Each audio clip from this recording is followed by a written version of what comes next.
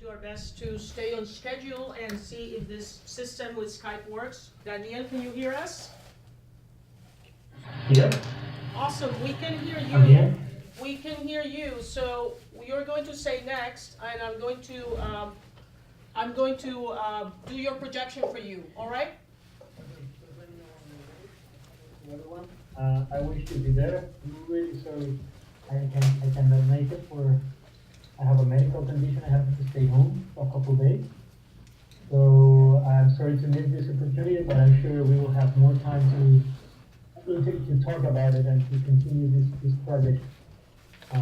So I don't know if the projection is already. It's all up. You're good to go. Okay, thanks.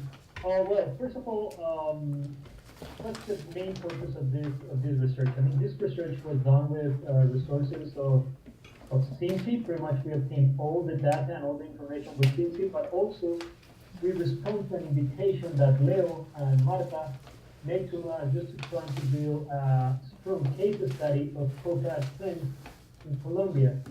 So pretty much I focus on the Pacific region of Colombia and trying to establish what are the main causes and the main consequences or dynamics of coca cultivation in the Pacific region. So next. So what's the research question? The first thing that we will try to explore is to see how we can explain the paradox of the coca cultivation in the Colombian Pacific coast. Why is a paradox? First, the Pacific coast is the Pacific departments that are Nariño, Cauca, Chocó, and Valle are the departments when the aerial spray is more strong. More around 40% of all the spray has been concentrated in this area in the last 5 years. Also, we have that over 120,000 hectares of manual eradication has been focused on this specific department. Also, we have that this department has the less useful conditions for coca agriculture. Like any crop, it requires some specific condition, and in the level of humidity, fungus, and natural conditions are not really good for coca cultivation in the Pacific coast. So we have three main difficult elements to grow coca in the Pacific coast, but the evidence is telling us that the coca is expanding in the Pacific coast, and also is the region that is concentrated more coca cultivation in Colombia. So we're trying to solve this paradox to say why, if the circumstance or the variables are telling us that this is not the best place to grow coca, why we have so much coca cultivation in the Pacific coast. So just to mention the methodology we use, we base it on this is more political science paper. It's more a comparative study. We're trying to compare the Pacific coast with all the other regions in Colombia. As I'm sure Leonardo has mentioned before in many presentations, we cannot talk just as a single type of cultivation of coca cultivation in Colombia. We have 7 coca regions. So each of them with specific conditions and characteristics. So pretty much what this study is doing is comparing the condition of the Pacific coast with the other 6 regions, trying to establish the quantitative and qualitative particular elements that are relevant to explain why we have this specific paradox in the Pacific. So next, please. Yes. So you must be seeing now like a graph with so many lines, a purple line in the top. Yeah? Yes, we're on the right one. Okay. It's the dynamics and the trend. So in the purple line in the top, you will see the trend evolution of coca cultivation in all the countries except in the Pacific coast. I mean, we take out the Pacific coast number and try to estimate the evolution of coca cultivation in the rest of the country. You can see it's a strong reduction. I mean, we move from over nearly 125,000 hectares to nearly less than 40,000 in the rest of the country. In the bottom side, you will see the blue line, that is the Pacific coast, that start really low, like around 14,000 hectares, and it's increasing and increasing. So now we see that in linear terms, almost, the Pacific coast has almost the same amount of coca as the rest of the other 6 regions together. So we see that this is the particular or the non-typical case of the Pacific. All the countries is indicating a decrease in coca cultivation, and the Pacific coast is going in the opposite way. It's increasing more and more and more. So this is the research question. This is the numbers to just try to indicate what is relevant, why this goes requires special attention to this. So after just collecting, and I have to say that this was possible because the CIMSE project has collected a lot of information, not only quantitative but also qualitative information based on interviews with the peasants, data from the government, third sources analysis. So we have almost 1 decade of really good information to try to build an hypothesis tested of why this is happening in Nariño and other departments of the Pacific coast. Next slide, please. You can see a map there. And this is pretty much the strong conclusion of the research. I mean, we divide in 8 main characteristics or 8 main determinants that explain coca cultivation in and specifically Pacific coast. We divide this in 2 categories. We found some general conditions for coca cultivation that is found in the Pacific coast, but also in other regions of the country. I mean, I would say that those are the natural conditions for coca growing, coca cultivation. We mentioned there 4 of them. Poverty. I mean, it's something really important. I mean, I probably talked this about before, but poverty is really highly related with coca cultivation. I mean, the peasants that grow coca are the poorest peasants of the country. The level of poverty by any measure, income or basic needs, it is lower in areas with coca cultivation than in areas that doesn't grow coca. But what we found here is that the peasants that grow coca in the Pacific coast, I mean, they are poor and they are extremely poor, but in comparative terms, they are not more poor than the other peasants that are growing coca in other regions of the country. So it's a condition, but it's not enough to explain why coca is growing in this area. The second element is borders, fronteras. The Pacific coast has 2 borders, in the south with Ecuador and in the north with Panama. And border are a significant determinant of coca cultivation. We saw that the borders are acting like, are attracting coca cultivation. I mean, we can see that the increase of coca closer to a border is increasing and increasing. So borders are also an important element. I don't want to talk too much about borders. I mean, I only want to mention 2 important things. One, that the border with Panama is increasing importance. We saw more coca in the border in Panama than we used to saw before. And also that in other regions of Colombia that have borders with other countries, like Putumayo and Catatumbo in the border with Venezuela, we are seeing a similar path. Not in the same size as Pacific coast, but we are seeing in those areas there's more common that the coca is increasing. The third element is what we call, I don't have an English word for this, but in Spanish it's ruralización or ruralization of the coca, where we trying to estimate how is the distribution of coca plantation. What we found is that the coca is going is farther to urban centers than it was before. So coca is getting more English is bad now, atomizar, it's more distributed, it's less concentrated, and it's getting into outside the rural border of the country. So as a conclusion, what we saw here is that in most areas of the country, and specifically in Nariño, what we saw is that coca is moving deeper inside the jungle and deeper inside areas with no agricultural tradition. And the last factor is that we found that coca, another important association is the coca and migration. How coca peasants has a higher level of migration and also for low population density. This is also strongly related with forest and Bakunin presence. I mean, those insurgents group and those narcotic group can have a better territorial control in the areas with low population density. So we estimate that, and we found that those four factors are highly associated with coca cultivation. But as I mentioned before, these are general conditions. I mean, this is not a specific for the Pacific coast. I mean, it's really important in the Pacific coast, but we will see this in other regions of the country.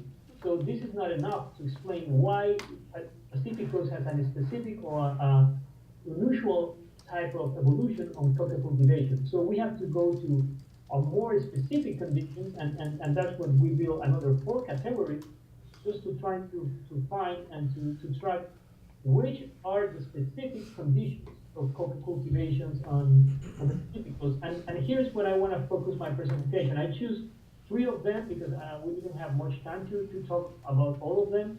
I just choose these three conditions that I think are relevant: specialization of the production of coca, innovation, and collective territories. So these are the three elements I'm going to focus on this presentation. Next one, please. So now you will see a graph and some numbers with a red arrow indicating the amount of coca pieces that are selling coca leaf.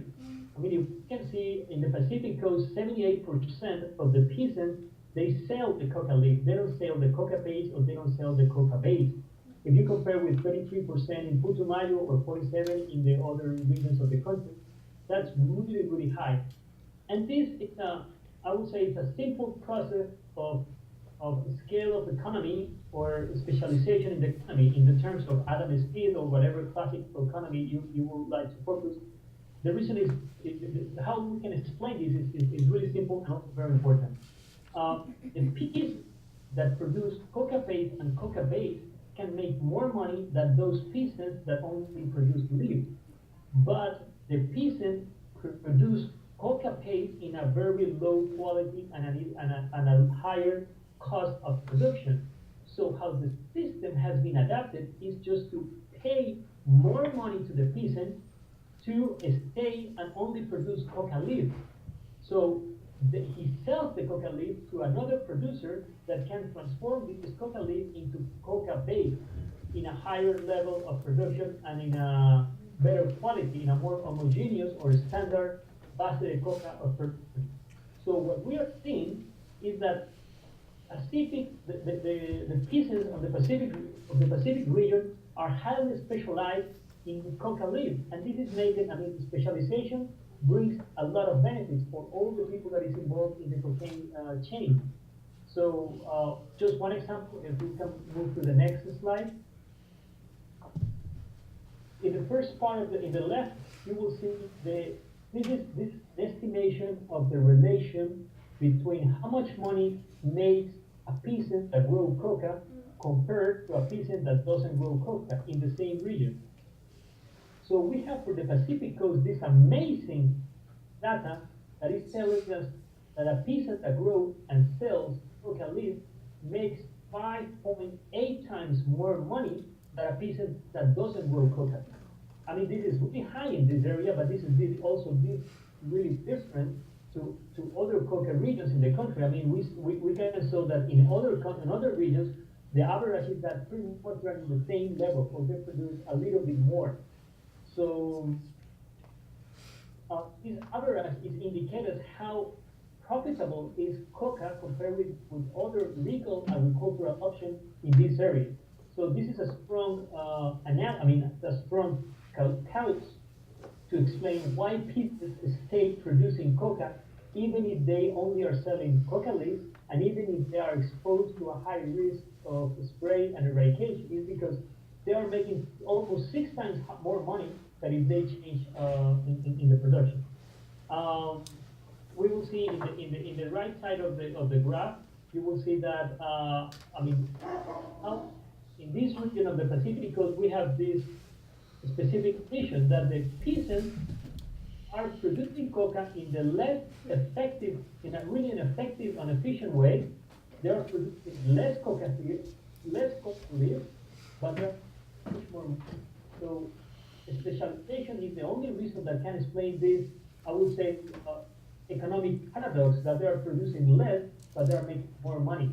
It's because the cocaine chain has specialized and give a specific growth for the season. So he don't have to deal with, as Rena was talking about, how much gasoline they need, how many chemicals they need to produce. So in this specific region, the Pacific Coast, the peasant doesn't have to deal with anything of that. So he has a higher level of income, but also high level of certainty about future income. Next. The second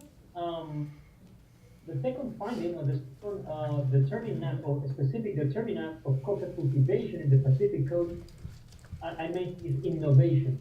I mean, we saw in interviews that have been conducted by Stimpy, especially by our friend Anita, Donato has been doing interviews in institutions and in the field, coca cane producers. And what we saw in the Pacific Coast is that they have a really good access to the chemicals for the production. They have a high technology access. For example, I just put this picture. It's, the government has tried to establish some controls to the access to some specific chemicals that are required for the production of cocaine. One of them is, Potassium permanganate. thank you. I will never be able to say that. So how they deal with this control? I mean, if they start to produce their own potassium permanganate in the jungles of the Pacific, so they become autonomous in the production of these chemicals they require to the production. So at that locations in the process of production that has to, I mean, has been highly concentrated in this area of the Pacific, but now they are being exported to other regions of the country. So this innovation program, so now it's moving to other sides of the country, but in the area where this innovation and specialization is more strong is in the Pacific Coast. And the third and last element I want to highlight is the importance of collective territories. We have three types of collective territories in Colombia. We have natural parks, we have reserves, and we have community.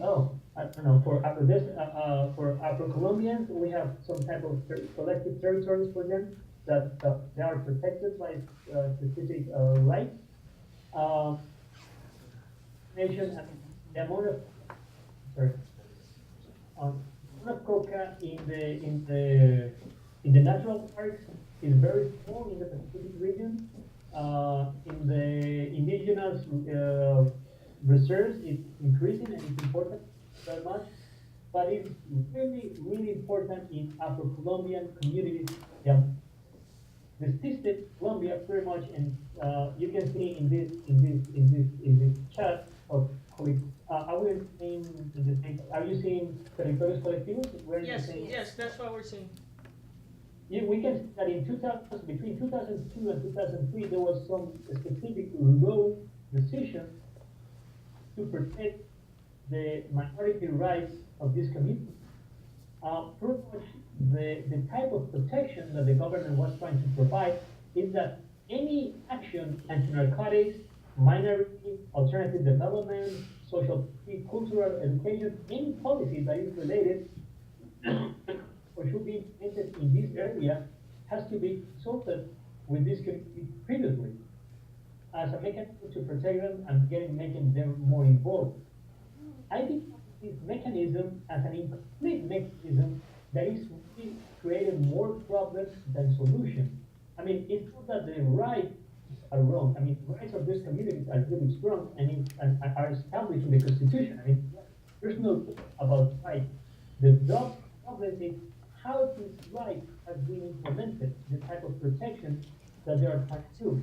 In practice, what is happening is that police, the army, and any law enforcement institution operate inside this area. As a result, drug dealers and mafias and organized crime organizations are moving inside these territories like an oasis to avoid any type of manufacturing or spread or narcotics policy.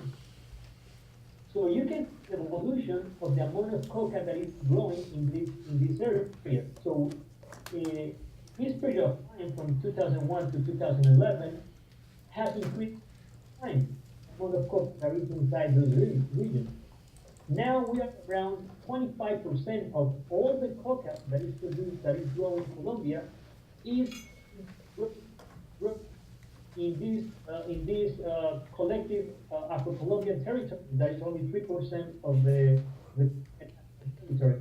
So you have high concentration of the coca crop in this as a result of the mechanism of protection of this this minority rights. The problem hasn't been solved, and something that we also trying to establish in this paper was that the problem is increasing. This number will keep increasing. So we made this number for 2015, and we're going to have 33% of all the coca cultivation in these small areas of collective territory, as long as the mechanism right protection of minorities are not being fully implemented and based on common sense or results, rather than good intention that creating is the first incentive to move coca production inside those areas.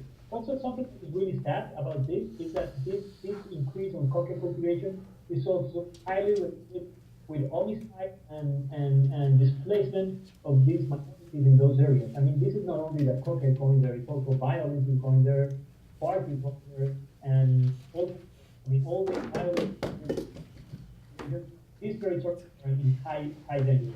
As a final comment on this, we make a buffer of the area of the collective territories to estimate not only how much coca is inside the territories, but also how much coca is around them in the borders.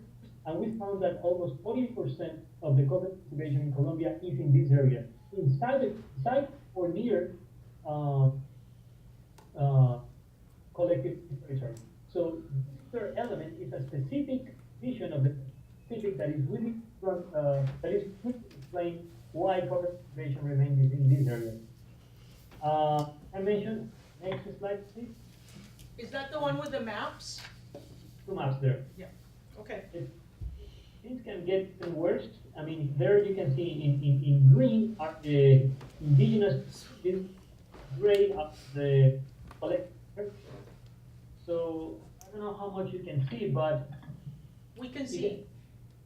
Okay, you can see the evolution and how almost in every area of the country we see that the expansion of coca cultivation is highly related with the areas that are supposed to be protected. So that's in the 4 minutes. Just want to talk about what are the implications of this comparative analysis for even public policy about coca, about anti-narcotics policy in Colombia. So if we can move to the next slide, please. So two bullets here. First one is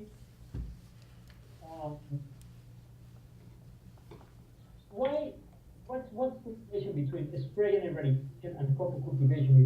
I mean, before 2000, spray and eradication was really strong related with the reduction of coca cultivation almost in every state in Colombia. I mean, when you're okay and you spray more, it's not efficient, but it reduced. But after 2003, we start finding that now the impact of spray and eradication on the amount of coca that is produced in the Pacific Coast is going to a level of marginal